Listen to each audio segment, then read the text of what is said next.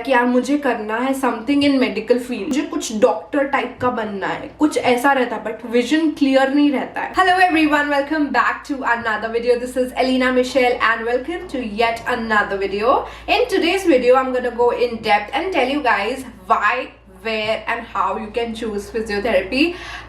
This is a field that needs a lot of clarification and I am here for doing that in today's video, because भले ही आप first year student, second year student भी हो physiotherapy के, या फिर एक 12th के graduate student हो, या you are thinking about taking physiotherapy as your career and you're just confused that whether you should opt this or not, I will be giving you a complete view about that you can make a better and a clear choice for yourself. So let's quickly start with today's video.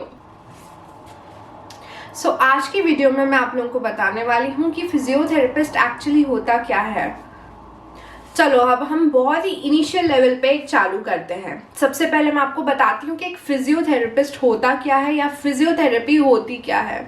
सो जब भी कोई patient है, ठीक है, आप imagine करो कि किसी का अगर कोई फ्रैक्चर हो जाता है, कोई ऑपरेशन होता है, ये तो हो गए डाइवर्स केसेस, बट अगर छोटा सा छोटा केस, जैसे कि किसी को कहीं पे पेन हो रहा है बॉडी में, या फिर किसी के हाथ को चलने में, मूवमेंट में यहाँ पर दिक्कत आ रही है, प्रॉब्लम आ रही है, कोई फिंगर में पेन हो रहा है क्योंकि ज़्यादा मूवमेंट कर लिया था या कम मूवमेंट करा था, या फिर एक फिंगर ऑलरेडी थोड़ा सा पेन करती ही थी, या रिस्ट पेन करने लगा हैवी उठाने की वजह से।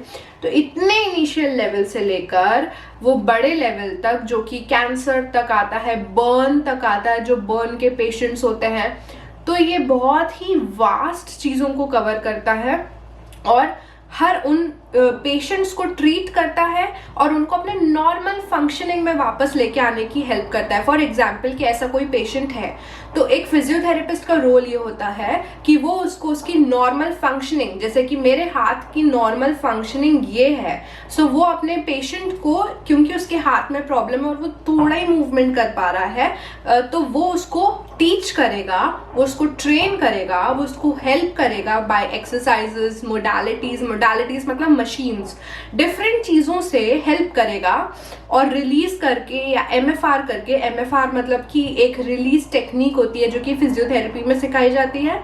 तो ये डिफरेंट टेक्निक्स को हेल्प करके और उस पेशेंट को उसके नॉर्मल फंक्शनिंग में लेके आएगा, ठीक है, ताकि वो अपनी बॉडी की नॉर्मल फंक्शनिंग और मूवमेंट्स को कर पाए। उसको जो प्रॉब्लम थी, पेन था, दर्द था, जो भी चीज़ें थी, उन सारी चीज़ों को नॉर्मलाइज करके नॉर्मल जैसा वो था वैसे में लेकर आना, ये एक फिजियोथेरेपिस्ट का रोल होता है। बट हर चीज को आप नॉर्मल नहीं कर सकते। फॉर एग्जाम्पल अगर किसी का क्रश इंजरी हुई है, और क्रश इंजरी में क्या होता है कि एक बोन पूरी चूर चूर हो जाती है, क्रश फ्रैक्चर है तो वो बोन पूरी चूर चूर हो जाती है, सेगमेंट्स हो जाते हैं उसमें, तो उसको डॉक्टर जो है डिफरेंट इम्प्लांट्स से या फिर रिप्लेस कर देते हैं, और नहीं तो इम्प्लांट्स की हेल्प से उसको स्क्रू से और रॉड से फिर फिक्स करते हैं।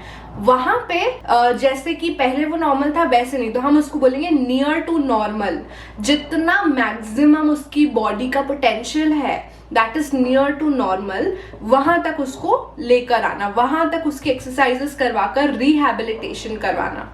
सो फिजियोथेरेपी में ये सारी चीजें होती हैं। और एक फिजियोथेरेपिस्ट एक ऐसा क्वालिफाइड पर्सन होता है जो कि इन सारी चीजों को अपने 4 इयर्स के कोर्स में एंड 6 मंथ इंटर्नशिप में ये सारी चीजों के लिए ट्रेन किया जाता है, प्रोफेशनली अपने स्किल्स को इन्हांस करा जाता है उसके धीरे करके इनिशियल लेवल से, और वो अपने लाइफ के 4.5 इयर्स एंड प्लस मोर, अगर उसने मास्टर्स करा या जो भी चीज़ें करी हुई हैं, तो वो उतने साल को इन्वेस्ट करता है उन स्किल्स को सीखने में, उन टेक्निक्स को सीखने में, उस पूरे प्रोटोकॉल को समझने में, पेशेंट की इन डेप्थ चीज़ों को समझने में कि उसकी बॉडी फंक्शन कैसे करती है, उसकी बॉडी की एनाटमी कैसी है, बोन्स की पोजीशनिंग कैसी है, मूवमेंट कैसा है, ये सारी चीज़ों को एक फिजियोथेरेपिस्ट ट्रेन होता है उन 4.5 इयर्स में उनको सीखने के लिए। So after you decide that you are opting for physiotherapy, आपने एडमिशन ले लिया, तो अब क्या होगा,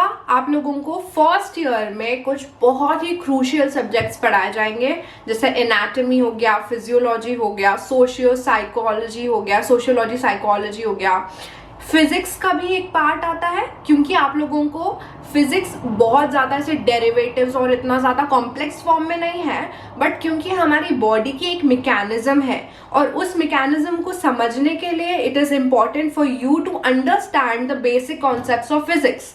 तो उसके लिए आप लोगों को फिजिक्स पढ़ाई जाएगी और डेरिवेटिव्स और वो सारी चीज़ें होती थी।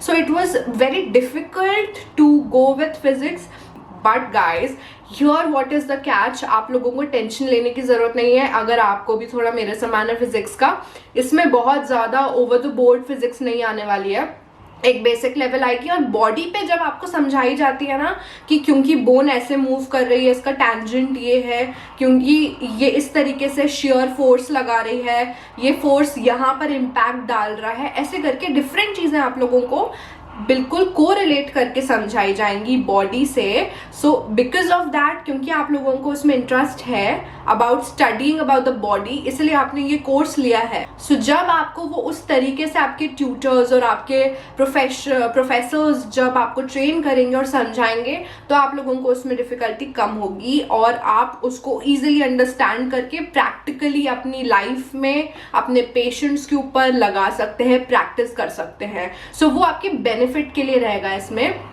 अपार्ट फ्रॉम दैट, आप लोगों को सेकेंड ईयर में पैथोलॉजी, बायोकेमिस्ट्री, मेडिसिन जिसमें पीडियाट्रिक्स एंड जेरियाट्रिक्स दोनों आएगी, उसके अलावा इलेक्ट्रोथेरेपी जिसमें आपको मशीन्स के बारे में सिखाया जाएगा, समझाया जाएगा कि आप अपने पेशेंट्स के ऊपर किस तरीके से उसको यूज करके भी एक इम्पैक्ट लेकर आ सकते हैं उनके मसल के फंक्शनिंग में और उनके मूवमेंट्स में और उनके पेन को रिलीव करने के लिए। सो ये सारी चीजें आपको फर्स्ट सेकेंड ईयर में पढ़ाई जाएंगी। And then third and fourth year जो रहता है वो फर्स्ट एंड सेकेंड ईयर का ही और वास्ट फॉर्म होता है, डिफरेंट नेम्स के अंडर होता है, जैसे ऑर्थोपेडिक हो गया, न्यूरोफिजियोलॉजी हो गया या न्यूरोलॉजी हो गया। तो ऐसे करके वो डिफरेंट डाइवर्स चीज़ों में डिवाइड कर दिया जाएगा, रिसर्च हो गया। सो ये सारी चीज़ें थर्ड फोर्थ ईयर में आएंगी, लेकिन बेसिक आपका जो एक फाउंडेशन होता है ना, जैसे घर का फाउंडेशन, तो वो रूट्स जो हैं आपकी फर्स्ट ईयर और सेकेंड ईयर में रहती हैं, दैट आर वेरी इंपॉर्टेंट और आपको उसी तरीके से सिखाया भी जाता है। हमारे केस में ऐसा था कि हमें ज़रूर कॉलेज में पढ़ाया गया था, बट क्या होता है ना, स्कूल में हम लोगों को सब कुछ स्पून फीड करने की आदत होती है। टीचर्स हमारी कॉपी देखती हैं, टीचर्स हमारे को ब्लैक बोर्ड पे सब समझाती हैं, हमें बुक्स मिलती हैं, आउट ऑफ द कोर्स आता नहीं है कुछ। बट जब आप कॉलेज में आते हो ना, यही सिग्निफिकेंट डिफरेंस होता है कि आप लोगों का आउट ऑफ कोर्स नहीं, क्योंकि कोर्स ही इतना बड़ा रहता है कि आपको इन डेप्थ सेल्फ स्टडी पे बहुत ध्यान देना है। जो टीचर्स पढ़ा रही हैं वो पढ़ा रही हैं, वो एक बेसिक आपको एक जनरल आइडिया दे रही हैं और आपके लिए एक एनवायरनमेंट क्रिएट कर रही हैं कि आप वो समझ पाओ, कोई डाउट्स हो तो पूछ पाओ।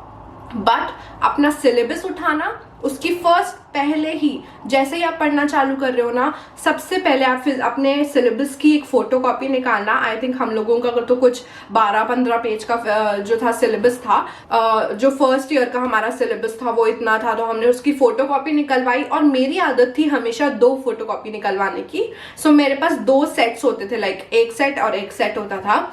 तो मैं उसको अपने पास रखती थी कि मैंने क्या चीज़ों के नोट्स बना लिए हैं और मैंने किस चीज़ का याद करके रिविजन कर लिया है। So I used to do that both simultaneously. मैं एक में नहीं करती थी क्योंकि मुझे उसमें डिटेलिंग्स भी लिखनी रहती थी कि मैं क्या चीज़ मिस कर रही हूँ। सो आई वुड प्रेफर, आप लोगों को मैं यही सजेस्ट करूँगी, रेकमेंड करूँगी कि अपने सिलेबस का एक फोटोकॉपी निकलवाओ और अपने आंखों के सामने रखो that yes I have to study this. हमें प्रोफेसर्स के ऊपर नहीं करना है डिले, क्योंकि वो लास्ट के कुछ डेज में भी आपका बचा हुआ सिलेबस पूरा करवा सकते हैं। They have the notes and everything, but the main problem is about कि आप इतना वास्ट सिलेबस को एक साथ कैसे अपने अंदर लोगे, इतना कुछ कैसे पढ़ोगे। आप पूरा 1 ईयर अपना उसमें प्रॉपर कॉन्सेंट्रेट करो, प्रॉपर लगाओ। हर दिन आने के मतलब आपको जो भी लेक्चर है उसके पहले उस टॉपिक को पढ़ के जाओ। कुछ नहीं तो सिर्फ नोट्स प्रिपेयर कर लो बुक में से देखकर।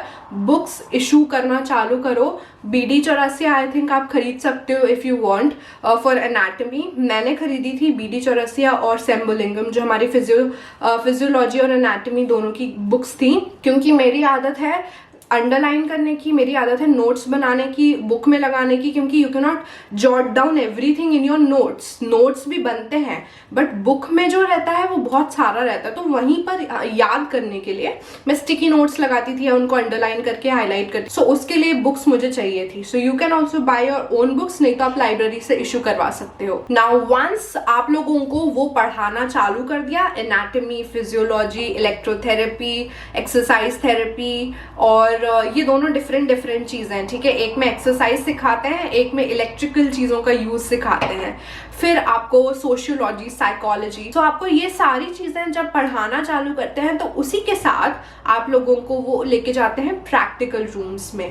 प्रैक्टिकल रूम्स में ले जाकर आपने जो सीखा है, पढ़ा है, उसी को प्रैक्टिकल फॉर्म में दिखाते हैं। फॉर एग्जाम्पल, अगर आपको किसी बोन के बारे में पढ़ाया कि ये फीमर है और ये ह्यूमरस, ये दो बोन्स हैं, एक बोन है लोअर लिम्ब की, एक बोन है अपर लिम्ब की, आपको पूरा अच्छे से पढ़ा दिया। आपका प्रोफेसर जो रहेंगे वो आप लोगों को बोन्स लेके आएंगे और वो बोन के ऊपर पूरी एनाटॉमी, फिजियोलॉजी, एनाटॉमी पूरी पढ़ाएंगे और मसल की फिजियोलॉजी भी पढ़ाएंगे। So now what is your take? आप उन प्रैक्टिकल रूम्स में जाओ और उन बोन्स को एक्चुअली इशू करवाओ, क्योंकि आपको मेडिकल, आप कॉलेज में हो तो आपको इशू हो जाती है बोन्स, खरीदने की इतनी ज़्यादा ज़रूरत नहीं पड़ती है। तो आप उसको बोन को इशू करो और उसके ऊपर पूरी डिटेल पढ़ाई करके वीडियो रिकॉर्ड करो। आप जो भी पढ़ रहे हो उस चीज़ की वीडियो रिकॉर्ड करो, तो आपके ही अच्छे से क्लियर हो जाएगा जो भी चीज़ें आप खुद अंडरस्टैंड करके पढ़ रहे हो।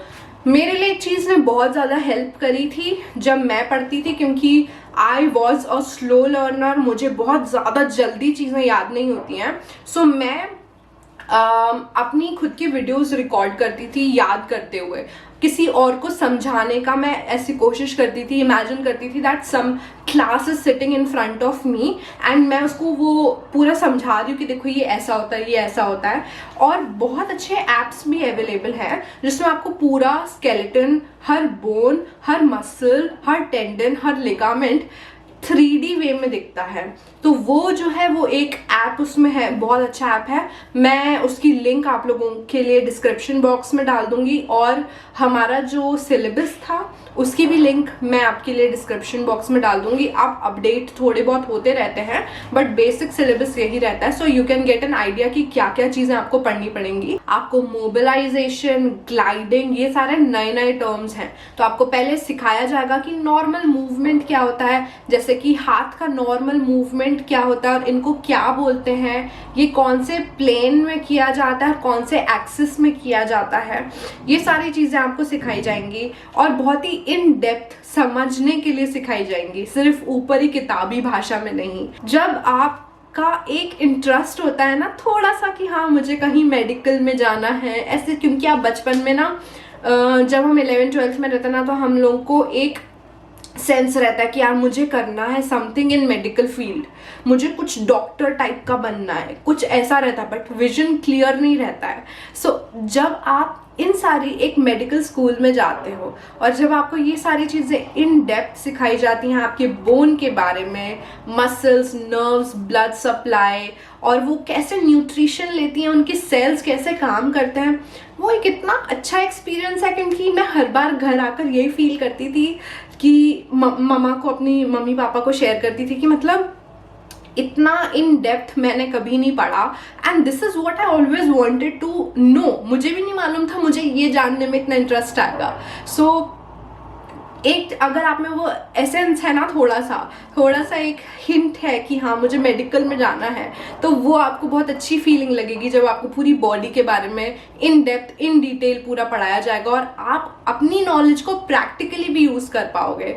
सो that is something that I love about physiotherapy, क्योंकि हम प्रैक्टिकली सारी चीजें कर सकते हैं उसमें। So that's all for today's video. I hope today's video was helpful to you, and if it was then do like, share, comment and subscribe to the YouTube channel, and it's absolutely free. You'll get notified every time I upload a new video. Bye bye, and meet you guys in the next video. Bye.